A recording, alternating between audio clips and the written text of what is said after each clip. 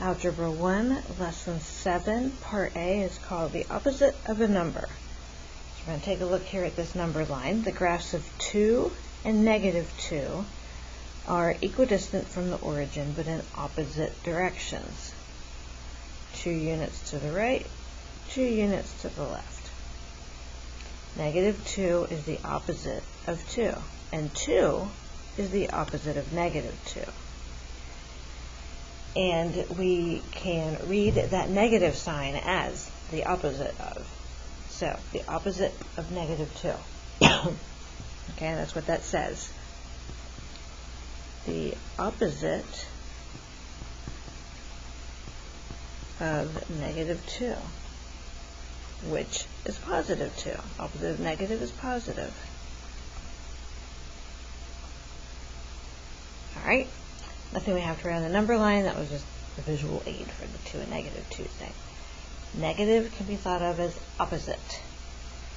Okay, so we're going to use that in Part B when we're simplifying more difficult, longer notations.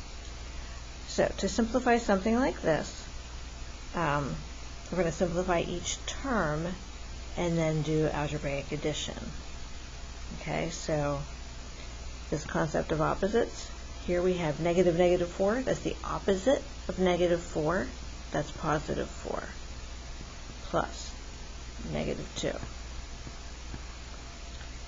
Plus. Okay, the opposite of negative 6 is positive 6. And then we do algebraic addition. You can either add all the positives and then subtract, or do the order of operations. Your choice. I'm going to do 10 minus 2.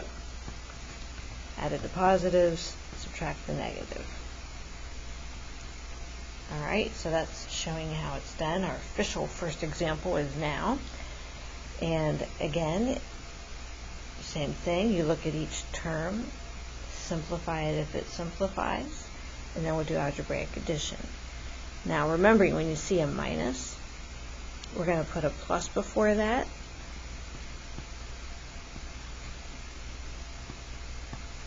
And then close it. Since we're already parentheses, I'm using brackets. Alright, so the opposite of positive 4 is negative 4. Plus. The opposite of negative 5 is positive 5. Plus. 5. Plus. The opposite of negative 3 is 3. Plus. Negative 6. Alright, so now we have each term simplified as much as we can, and now we add. If I stick with adding all the positives first, I have 13, and then for my negatives, I have negative 10, so 3.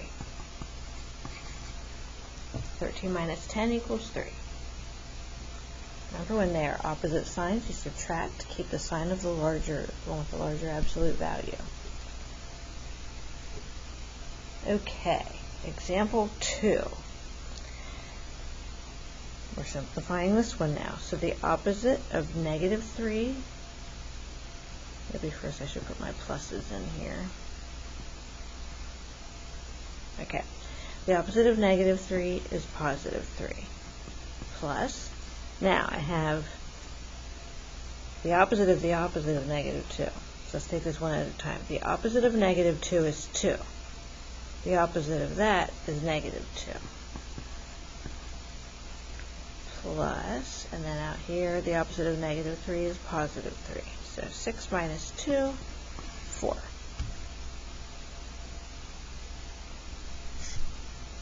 Okay, just a couple more examples, and then you'll be good to go. You'll be all set.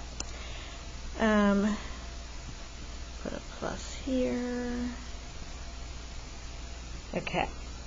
The opposite of negative 4 is positive 4, plus this negative 2, plus now here, negative 6. The opposite of that is positive 6. The opposite of that is negative 6. So negative 6.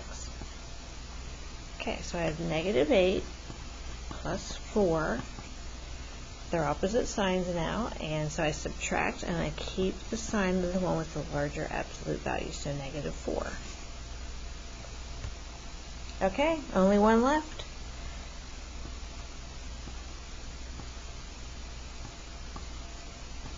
Okay, so I've inserted the plus signs, and now we should be good to go. So the opposite of positive 4 is negative 4, plus the opposite of negative 5 is positive 5, plus this 5, plus the opposite of negative 3 is 3, positive 3, plus negative 6. Okay. So, looks like we have 13 plus negative 10. So the answer to this one is 3. All right, well, I guess that's it. Enjoy these.